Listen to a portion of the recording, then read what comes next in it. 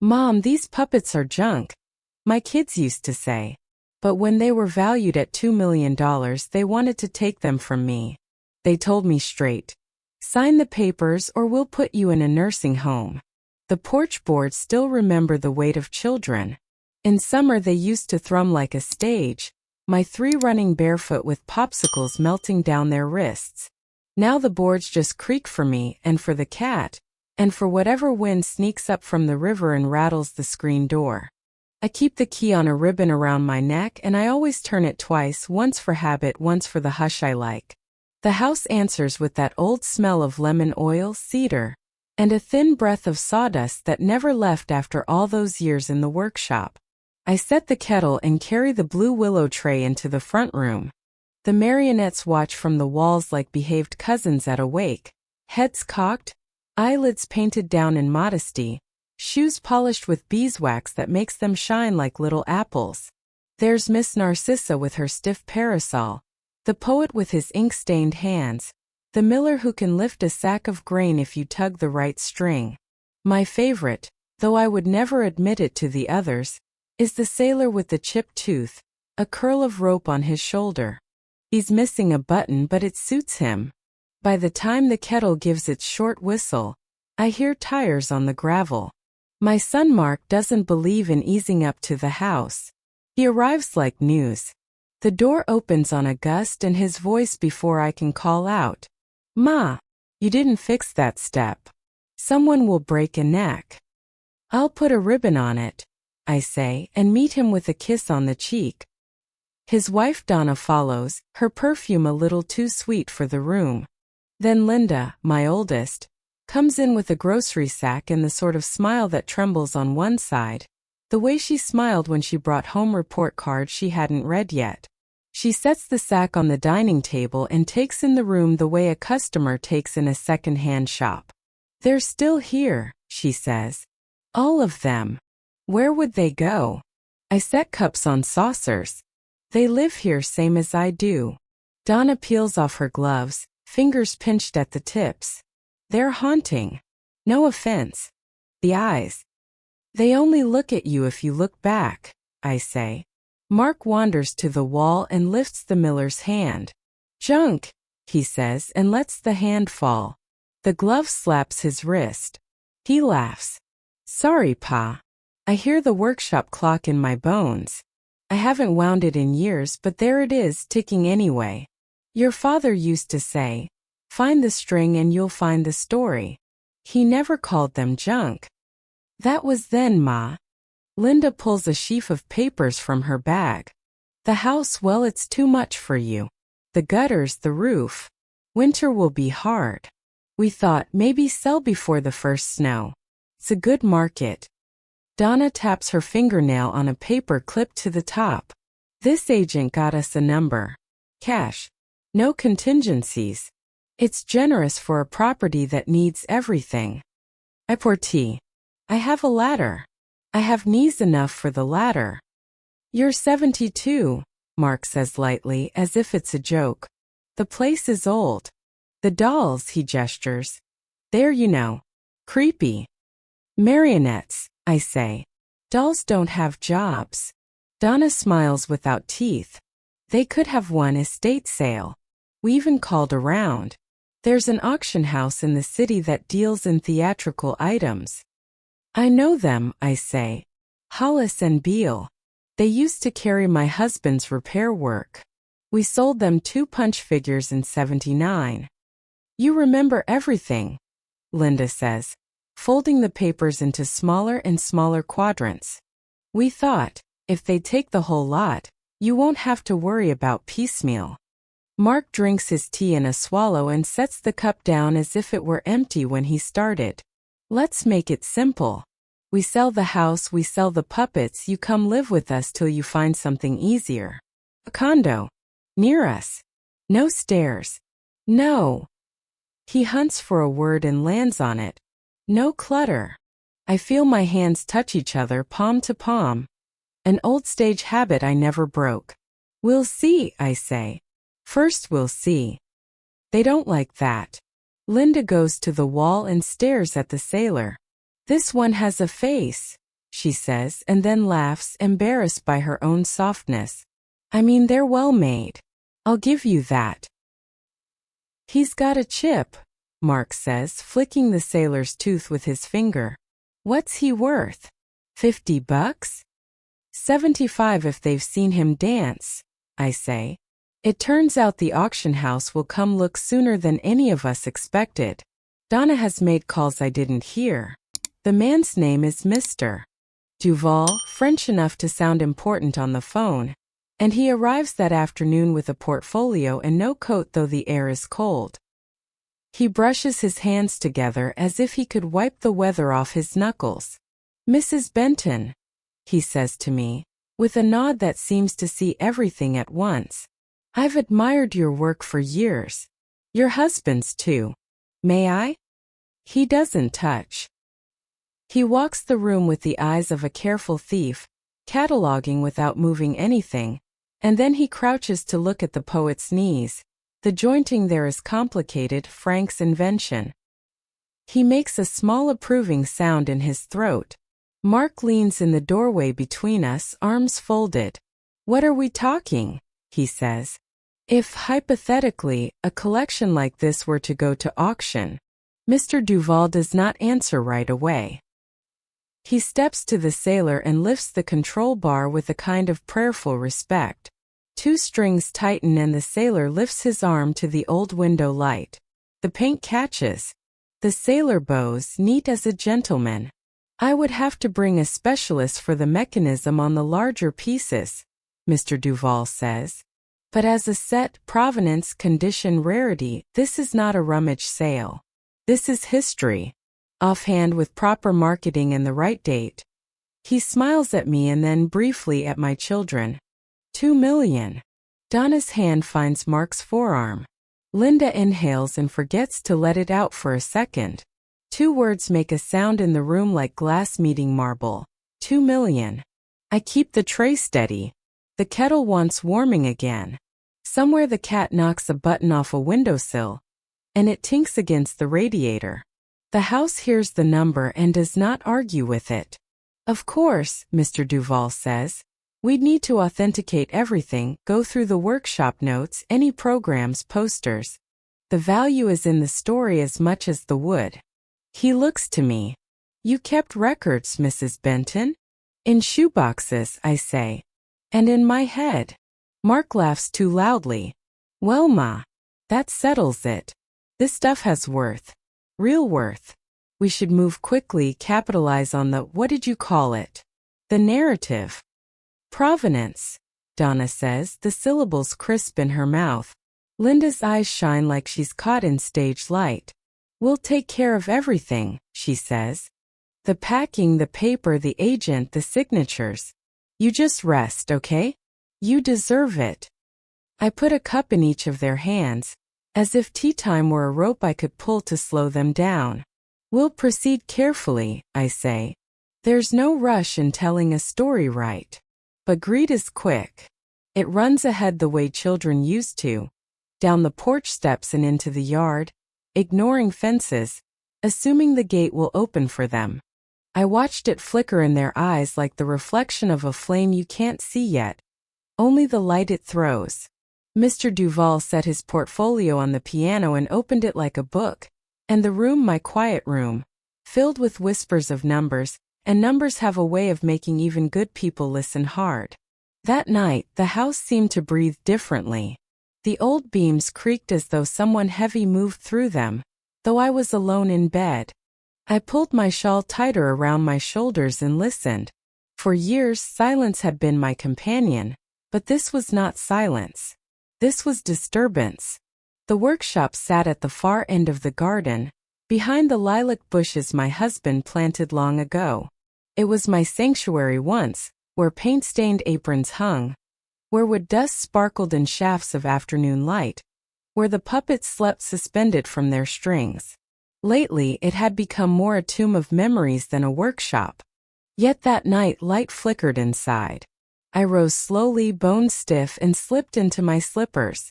The floorboards whispered under my feet.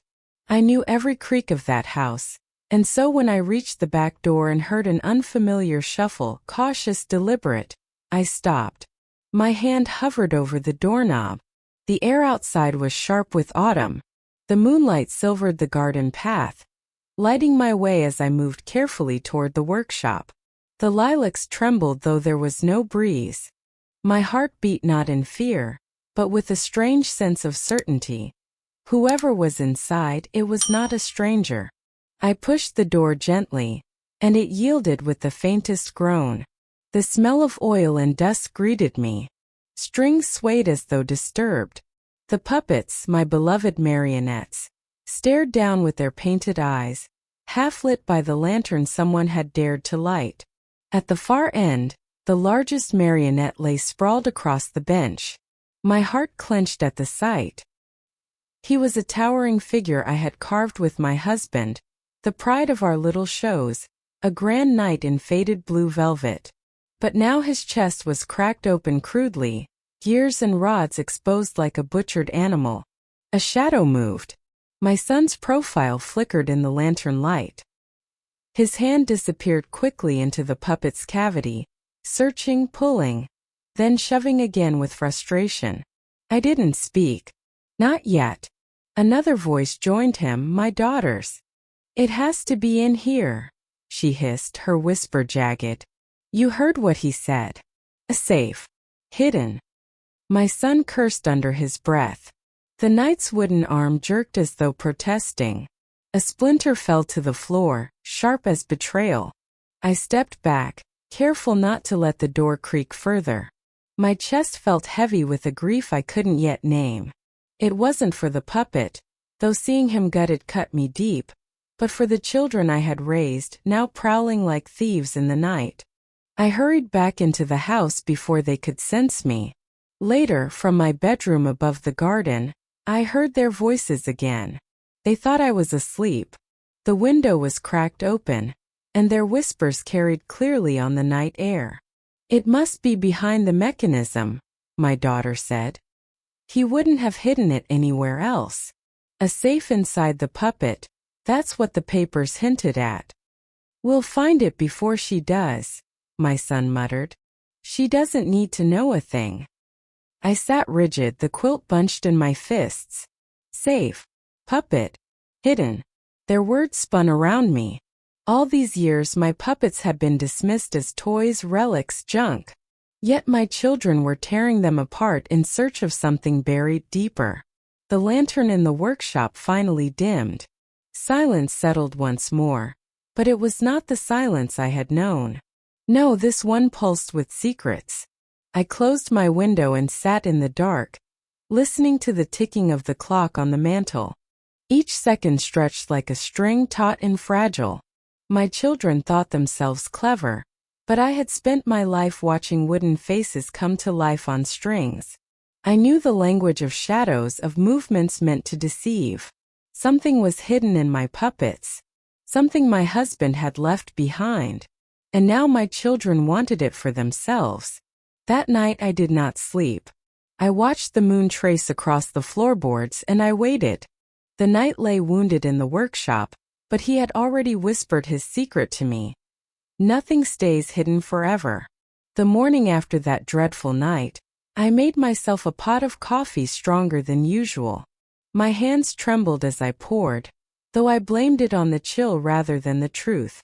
Down the hallway, my children spoke in low tones, their words cutting off whenever I drew near. They left quickly, saying they had errands in town, but I noticed the way they avoided my eyes like children who had stolen from the cookie jar. I didn't confront them. Not yet.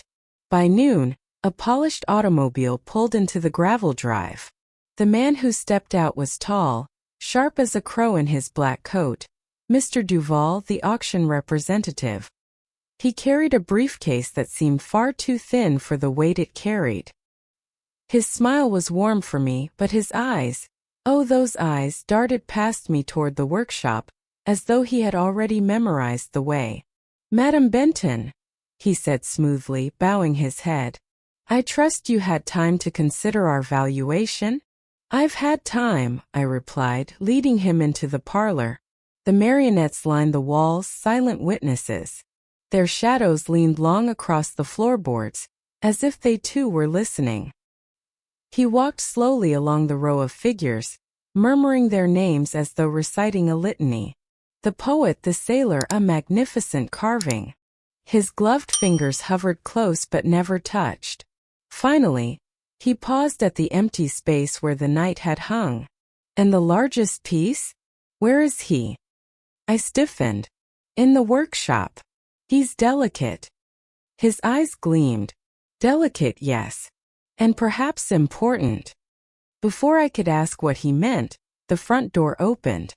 In swept Mark and Linda, my children, with smiles far too wide. Mr. Duval, Mark said heartily, as if greeting an old friend. We're so glad you could come again. Again. The word stung. They had spoken to him without me. Indeed, Duval said smoothly. We were just discussing the collection's finer points. His gaze flicked to them, then back to me, measuring my reaction. I mentioned that one piece may be of unusual interest to certain buyers. Unusual interest? Linda asked quickly, her eyes bright. He leaned closer, lowering his voice, though I still heard every word. I believe one marionette is not simply a toy. My associates suspect it contains a hidden mechanism, perhaps a compartment. These old craftsmen were known for such tricks. Secret drawers, safes, ingenious locks. Mark shot a look at Linda, one I had seen the night before from my window. They knew. They had known all along. And if such a mechanism existed? Linda asked, her tone hushed with excitement. Mr. Duval smiled thinly. Then the value of your inheritance might exceed any auction bid. Inheritance. He spoke of me as though I were already gone, just an old signature waiting to dry. I set my cup down carefully, though my heart pounded so loud I feared they could hear it. These puppets are mine, I said softly, but none of them acknowledged it. Instead, Duval opened his briefcase and slid a single paper across the table. A proposal, no doubt. His pen gleamed in the light. We could arrange something discreet behind the scenes. No need for the public auction. A private exchange for this special marionette. Mark reached for the pen, but I caught his wrist. My hand was thin, spotted with age, but it stopped him cold. I'll need time, I said, my voice steady. These puppets are not coins to be counted. They are my life's work. My husband's too. For a moment silence hung heavy. Then Duval straightened, closing the briefcase with a sharp click. Of course, madam. Time. But remember, opportunities do not linger forever. He left with a bow, his coat-tails sweeping the air behind him. As soon as the door shut, Linda turned on me. Mother, don't be stubborn. You don't understand the kind of money we're talking about. I understand enough, I said. Mark leaned close, his jaw tight. This isn't about you anymore. It's about what's inside that puppet. We'll find it, with or without you. The words clanged in the air like iron bars. They pushed past me, storming out toward the workshop. I stood alone in the parlor, the puppets staring down at me. Their painted eyes seemed to glimmer with warning. For the first time, I wondered if my husband had left me more than a collection of wood and string. Perhaps he had left me a secret hidden in plain sight, one my own children would betray me to claim. I touched the sailor's chipped tooth, whispering softly, "What did you hide, Frank?" The house gave no answer, but I knew then I would find it before they did. The night pressed down heavy, the kind that makes the rafters groan as if they too are carrying secrets. My children had gone, slamming the door behind them after another round of sharp words. They thought me too feeble to resist, too blind to see what they were after. But I had lived my whole life watching shadows twitch into stories on the stage. I knew how to read gestures, even the ones they tried to hide. When the house settled into stillness, I wrapped a shawl around my shoulders and took the lantern from its hook. My slippers whispered across the linoleum as I made my way out the back door. The garden path glistened faintly under moonlight, and the lilac branches brushed my arm as though urging me on. The workshop door yielded to my hand with only the faintest groan. Inside, the smell of oil and dust greeted me again. My knight lay there still, his velvet tunic ripped open, his chest cavity exposed like some wooden corpse on the table. The sight made my throat ache, but I set down the lantern beside him and steadied myself. For years I had been the keeper of these strings. I knew every knot, every hinge, every hidden pin. My husband Frank had been a craftsman, not just of puppets but of puzzles.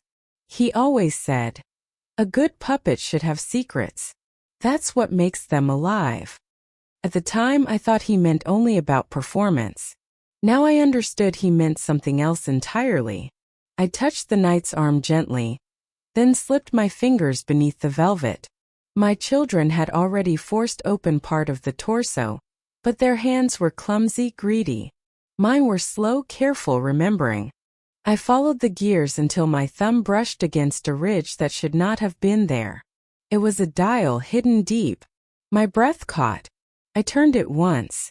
A faint click answered. Then another and another. The gears shifted, not with the jerky protest of damage, but with purpose, like the puppet was obeying his master again. The cavity opened wider, revealing a small compartment lined with brass. My lantern light caught on metal, on the dull gleam of a lockbox fitted neatly inside. Frank. Clever man. I lifted the box out with trembling hands. It was no larger than a loaf of bread, but heavier, far heavier than wood alone should allow.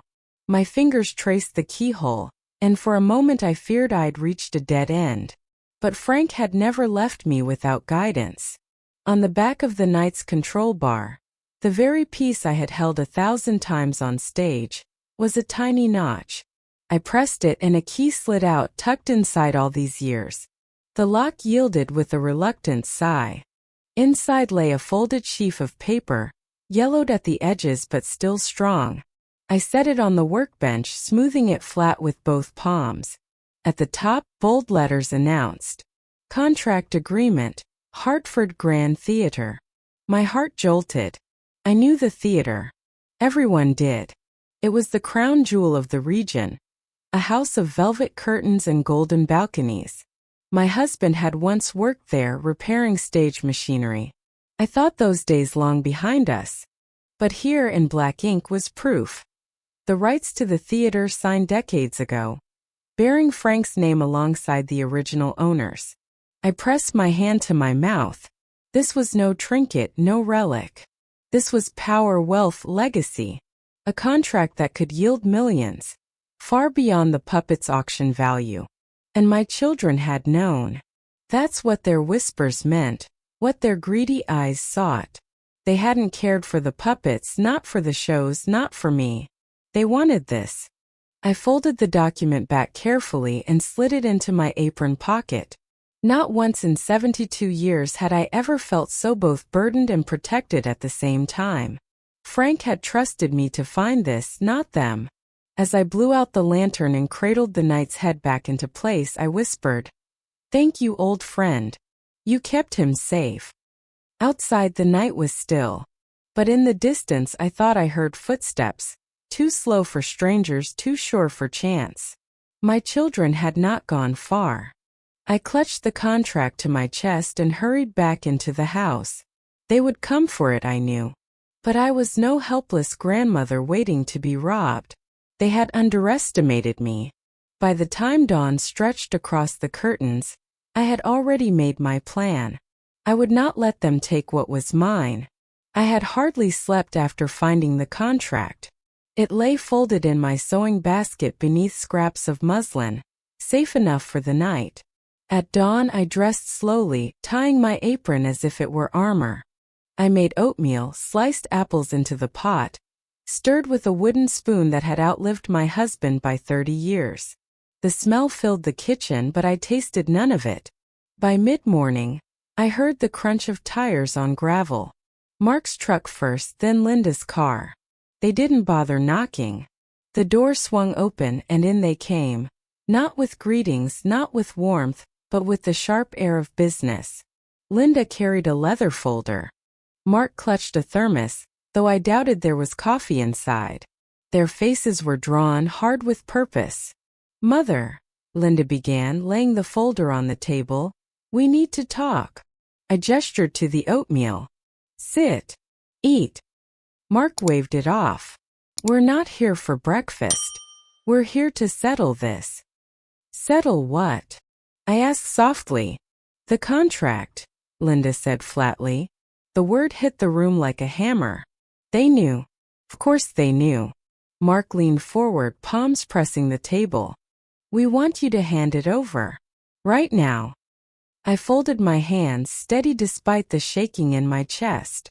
"It belongs to me." "It belonged to Dad," Mark snapped. "And now it belongs to us. You're old, Ma.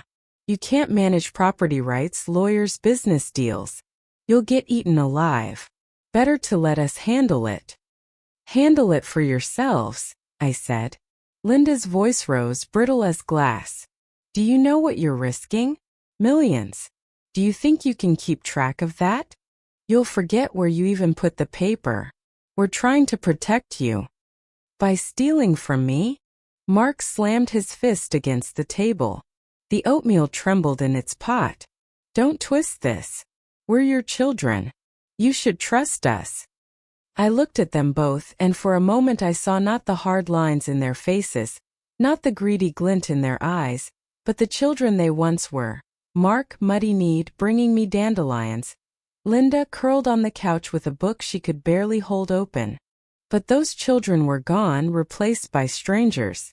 "You've already made arrangements, haven't you?" I asked quietly. "Mr. Duval, the private sale, all behind my back." Neither spoke. Their silence was an answer. Finally, Linda snapped the folder open. "Legal papers, thick and stamped. Sign these. Transfer the rights to us. It's simple. Then we'll discuss how to care for you. Maybe a retirement home in town where you'll be comfortable." "Comfortable," I repeated. "And locked away, out of your way." Mark looked at me with something colder than anger. "If you don't sign, we'll have to take other steps. Do you understand what I'm saying?" I did. They would call it senility, incompetence. They would drag me before doctors, lawyers, judges until my voice was stripped away. But they didn't know me as well as they thought. I smiled, small and steady. "Children, I already made copies. They're in a safe place. If anything happens to me or to this house, the contract will still be mine." Their faces changed in an instant. Mark's flesh deepened, anger boiling. Linda's lips thinned, her eyes darting as if recalculating. "You wouldn't," Linda whispered. "I would," I said. "And I have." For a long moment, none of us moved. The puppets on the walls looked down like jurors, their painted faces unreadable. At last, Mark pushed back from the table so hard the chair toppled. "You're impossible." Linda snapped the folder shut, her nails clicking against the leather. "You'll regret this.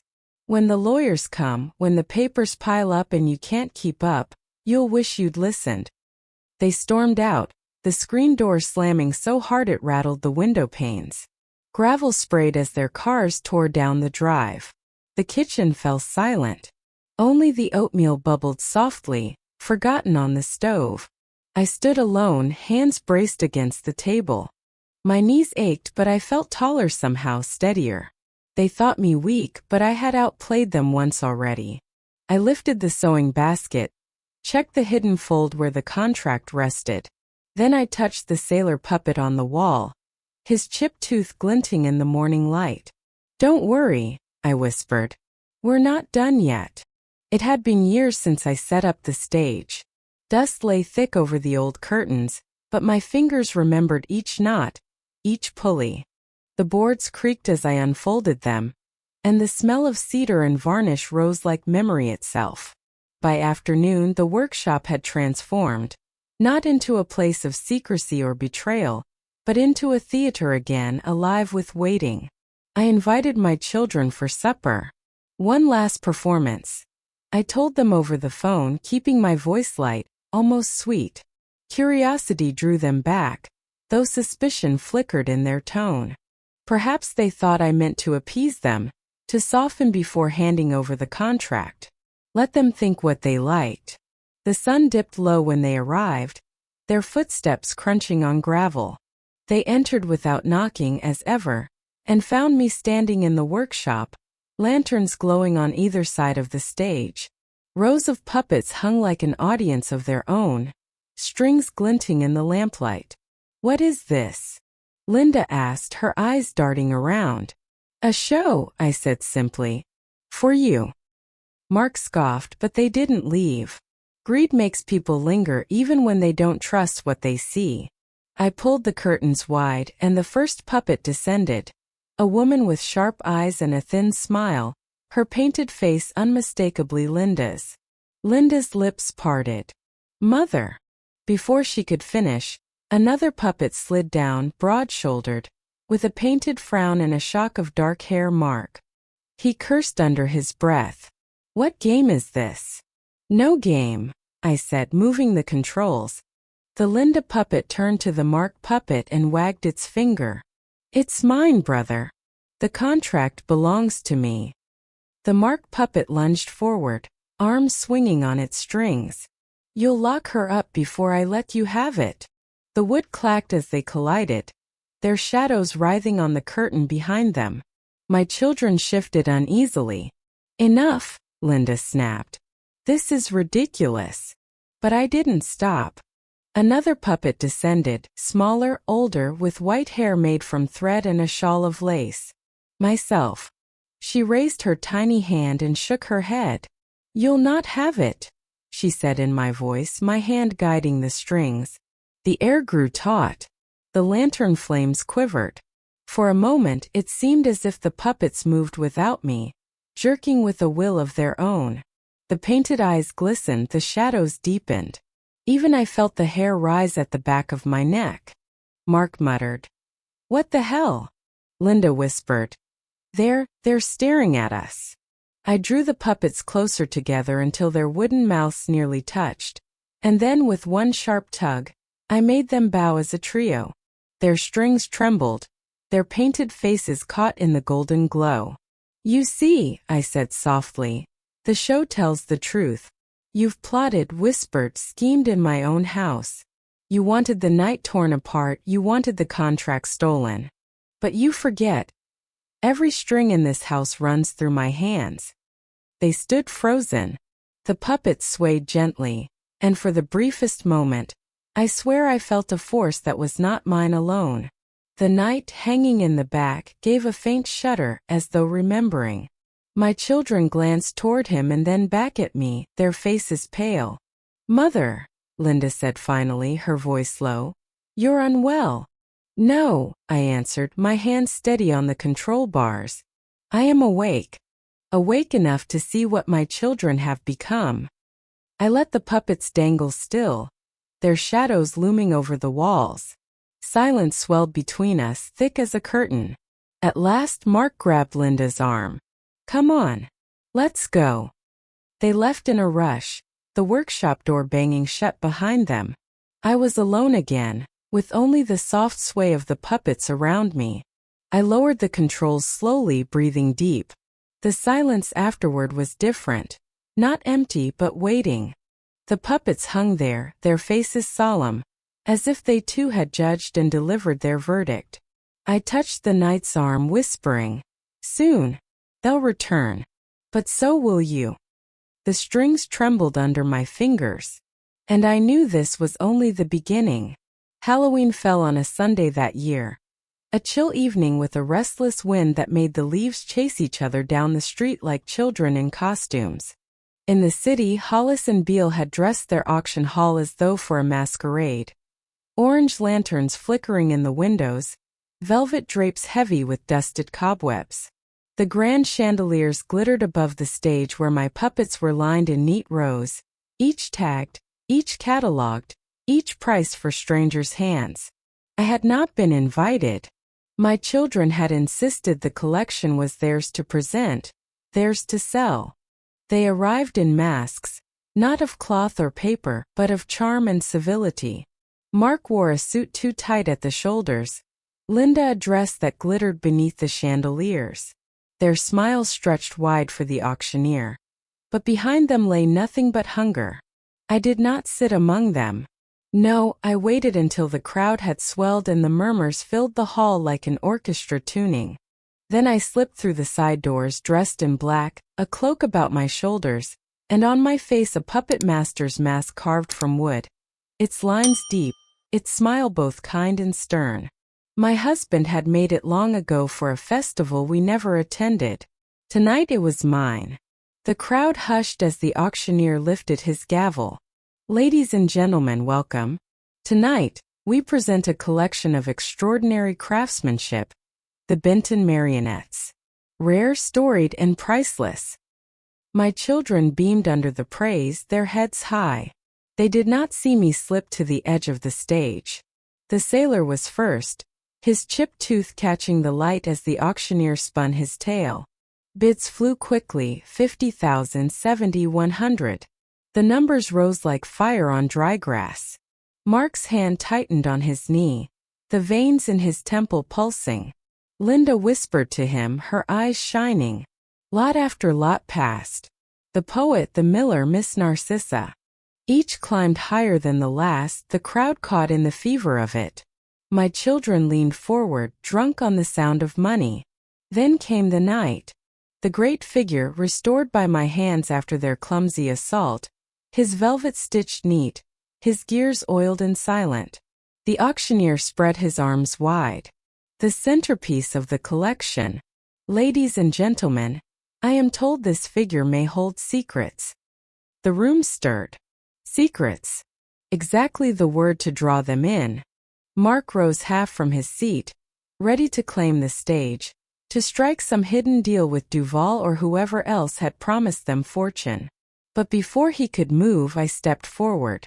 The crowd turned, their eyes catching on my mask, on the sweep of my cloak.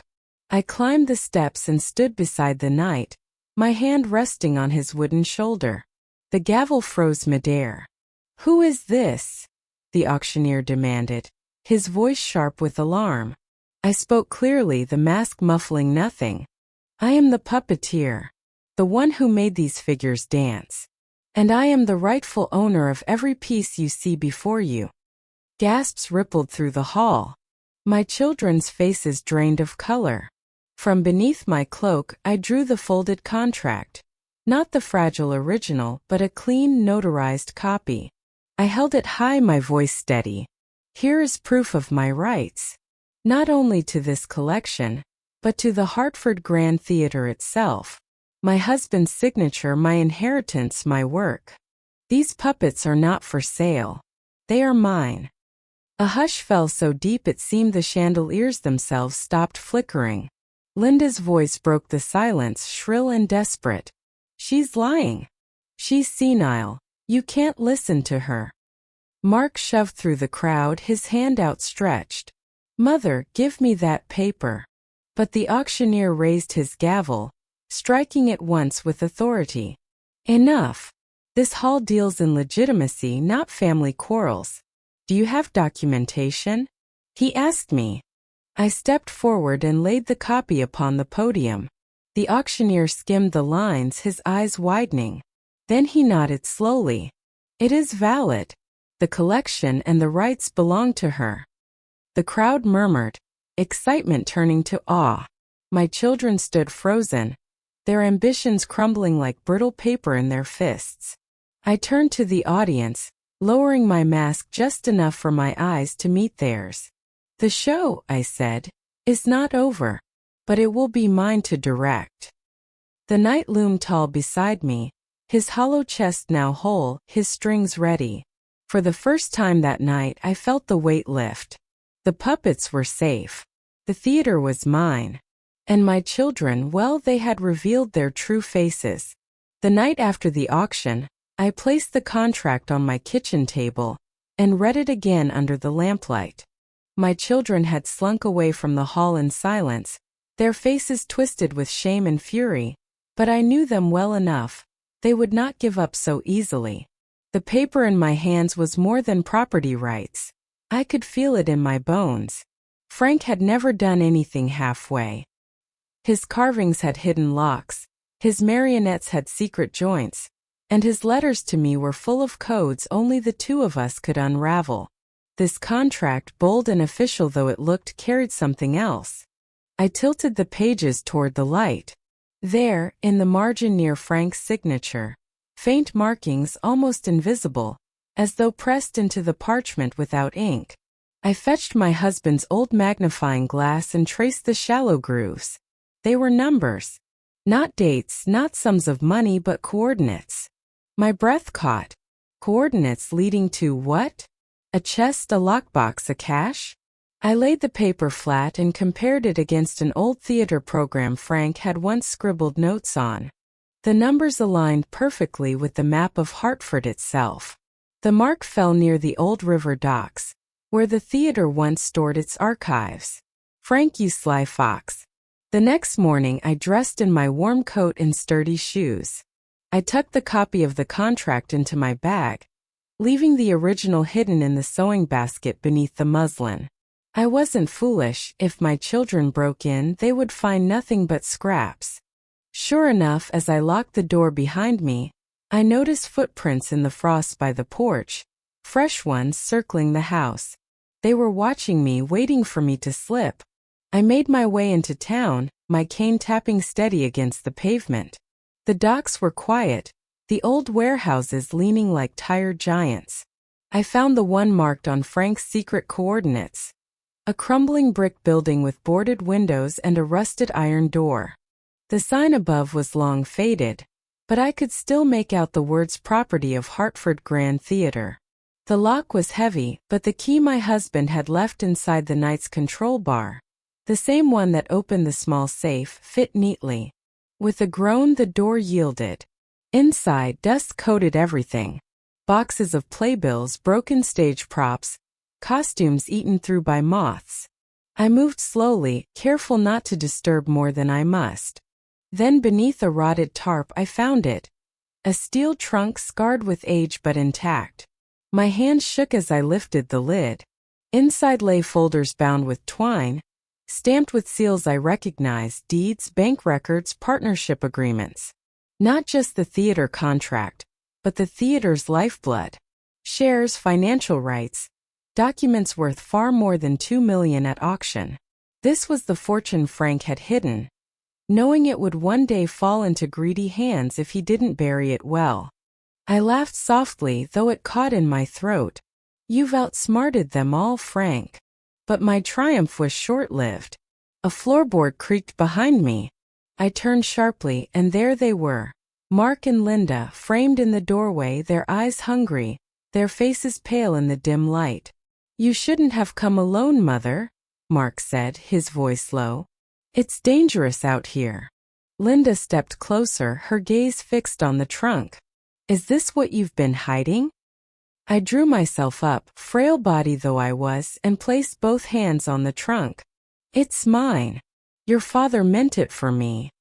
You can't handle it, Linda hissed. This is bigger than you. I smiled then, slow and steady. Bigger than me perhaps, but not bigger than the truth. And I know the truth of every string in this story. You only see the money. I see the man who carved secrets into wood, who left a trail only I could follow. They looked at each other, torn between lunging forward and holding back. But they underestimated me as always.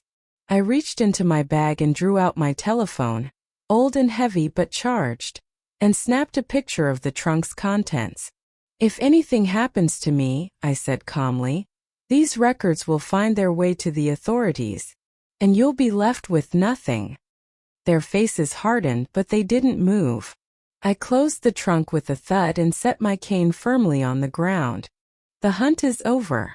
Go home. But I knew them. They wouldn't stop. This was only the beginning of a deeper game, one Frank had prepared me for, even from the grave. The night after I found the trunk at the docks, I could feel the storm brewing. Not in the sky, that was clear as glass, but in my children's silence. They hadn't shouted or cursed when I defied them. They hadn't even argued. That was worse. Their silence was calculation, the kind that makes a mother's bones ache.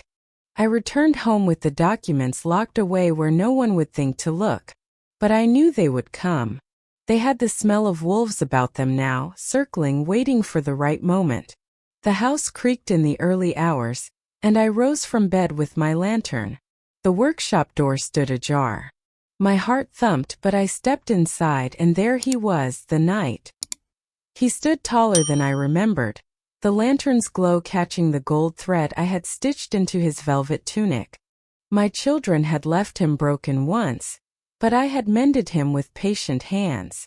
Now in the silence he almost breathed. I laid my palm against his wooden chest. "Old friend," I whispered, "if ever you were meant to guard something, let it be tonight." The boards behind me groaned. I turned, and there they were. Mark first, broad in the doorway, Linda behind him, her eyes glinting sharp. "Mother," Mark said, his voice low, "enough of the games. Hand over the papers." I stood still, the lantern between us. "You'll take nothing that isn't yours." Linda stepped forward. "Don't be foolish. You can't fight us." And then it happened. The knight moved. At first only a twitch, the smallest jerk of his head, as though my whisper had pulled a hidden string. But then, with a groan of gears and the rattle of old rods, his arms lifted. His chest, once hollow, clicked shut with finality. The great marionette took one step forward, then another, towering between me and my children. Mark froze. "What the?" Linda gasped, backing into the doorway. It's alive." "Alive?" "No. But built for this very moment." My husband, clever to the last, had crafted more than a puppet. He had made a guardian, an automaton disguised in velvet and paint, waiting for its master's call. The knight raised one arm, slow but deliberate, and the tip of his wooden sword pointed straight at Mark's chest. Mark stumbled back, his bravado gone. "Mother, what is this?" "It's your father's answer," I said softly. "To greed. To betrayal." The knight advanced another step, the floorboards trembling beneath his weight. Mark and Linda scrambled backward, nearly tripping over one another in their haste. The puppet's eyes, painted bright and steady, caught the lantern light until they seemed to glow. I didn't move. I didn't need to. The knight filled the room, his presence louder than any threat I could speak. Finally, Mark shoved Linda toward the door. "We'll be back," he spat, his voice shaking. "You can't keep us out forever." They fled into the night, the door banging shut behind them.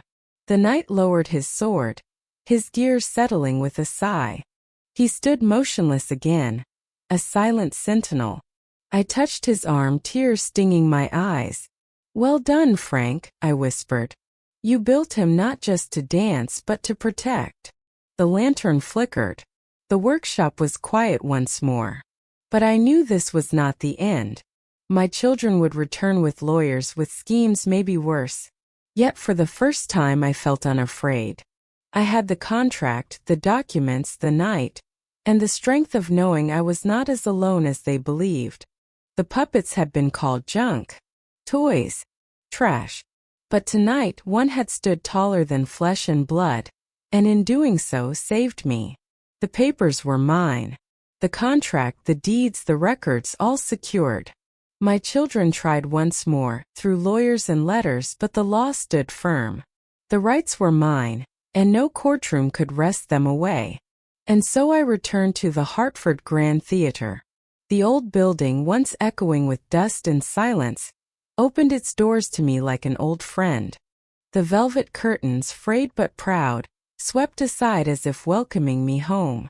I walked down the aisles, my cane tapping against the floorboards, and I could almost hear Frank's laughter in the rafters. Repairs began at once. With the money secured from the theater's assets, I restored the balconies, polished the brass rails, and painted the ceiling until the golden swirls gleamed like sunlight. But it wasn't just the theater I brought back to life, it was a promise. At the grand reopening, the hall filled with townsfolk, journalists, children perched on the edge of their seats. They expected speeches, perhaps a ribbon cutting. Instead, I drew the curtains wide and revealed my puppets, hanging in formation, strings ready. Gasps rippled through the hall. I stepped onto the stage, dressed in black with Frank's old mask tied to my face. My hands found the controls as easily as they had when I was 20. The sailor bowed, the poet gestured grandly, Miss Narcissa twirled her parasol, and the knight, repaired, restored, revered, raised his sword in salute. The audience erupted in applause, children squealing with delight. The puppets danced as they had always danced, but now they carried more than stories. They carried survival, defiance, legacy. And when the applause softened, I lowered my mask and spoke. These marionettes were called junk. But they are my life's work, and they will live on here, in a museum within this theater, where their stories will be told long after I am gone. My children were not present. I had cut them from my will, leaving the theater, the collection, and every last string to the future. Not theirs, but the world's. As the curtain fell, I looked back at the puppets, their painted eyes glinting in the stage light. For a heartbeat, I swore they bowed to me. And in that moment I knew. I had not lost my family. I had built a new one, carved in wood, bound by strings, alive in the stories they would tell forever. My dears, if in this story you saw yourselves, be sure to write about it in the comments. I would be very interested to read it. Thank you.